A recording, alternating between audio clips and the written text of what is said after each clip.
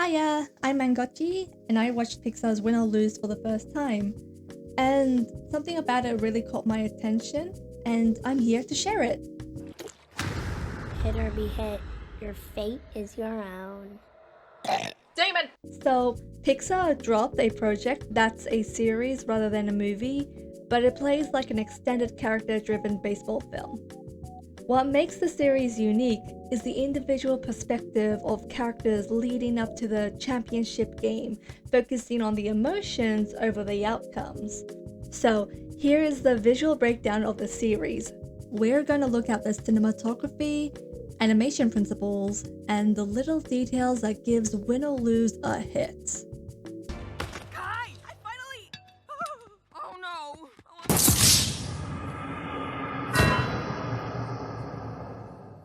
We are highlighting specifically the two techniques that sets the tone. The establishing shot is one of the most common techniques used in cinematography. This shot introduces the design and mood of the world. The trees vary in shapes and sizes, but are all round, friendly shaped. One looks like a cabbage, not gonna lie. A cabbage, a corn dog. This one looks like a type of cactus to me. Moving on to the tracking shot. The tracking shots are used in many ways for many intentions, whether it's revealing information, building momentum or tension, in many interesting ways. Pixar took an opportunity to link multiple scenes, introducing new characters through Laurie's perspective. So the beginning of the shot where we follow Laurie to the field, we first look at Laurie and then focus on the pitcher to the right who throws the ball from the right to the left, in which that person holding the bat hits the ball and goes for a run. That's a flow. A flow in animation is important as it makes movements feel more natural and believable, whether it's from a camera shot, an object, or a character. By using arcs, secondary motion, and pacing, you can greatly enhance the overall feel of a scene. In filmmaking, one of the most important elements that works hand in hand with camera shots choices is lighting. It exists in every film and in real life, and it shapes how we feel about the moment. Motivated lighting, specifically, is lighting used with intent. It mimics real-world sources, aka natural sources like sunlight, lamps, or screens to ground the scene in realism. On the other hand, a non-motivated lighting is used to tell a story through color, tone, and atmosphere, creating an emotional effect that can be more expressive than naturalism. Here are small breakdowns of scenes focusing on lighting and flow.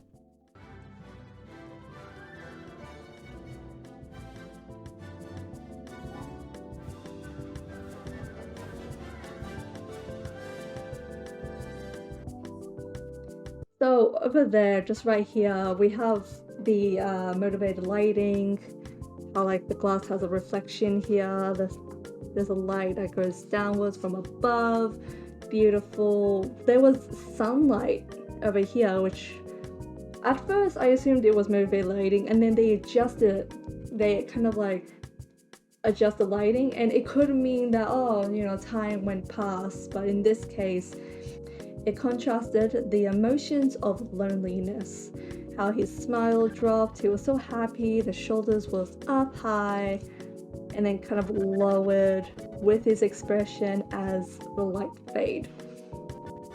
The camera turns, kind of zooms out, and just shows more and more of his loneliness. So this whole scene was a full 100% motivated lighting that was still used, if I can spell the E right. There you go. A full motivated lighting.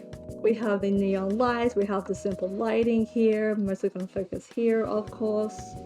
The series wants the audience to look at her as it zooms out, which makes sense, absolutely. So you have all of these, beautiful reflection too, lighting, and they just shut off to give more of an impact.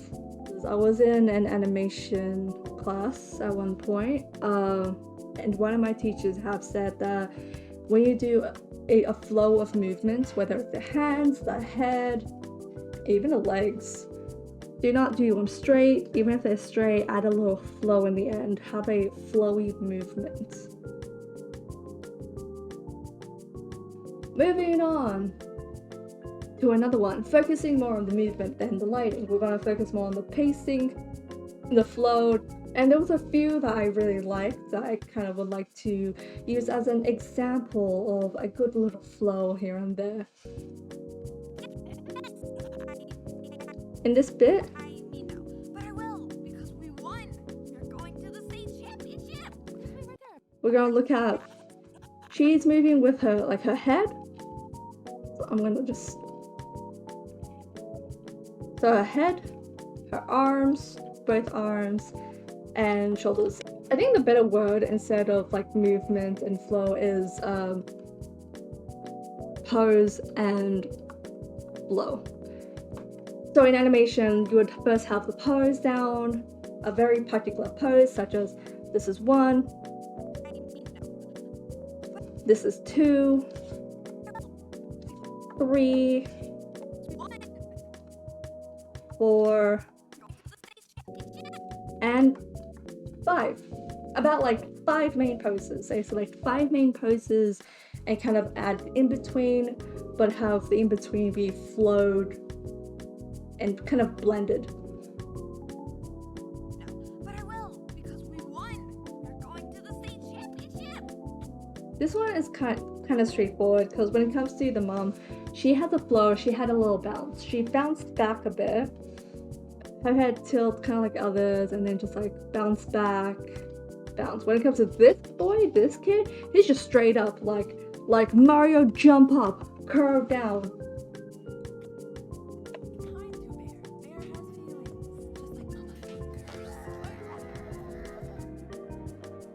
Okay, now we're gonna look at this. So this is a very short, I had to literally edit it like really short, scene of a ball getting hit by the bat, launch, done, impact.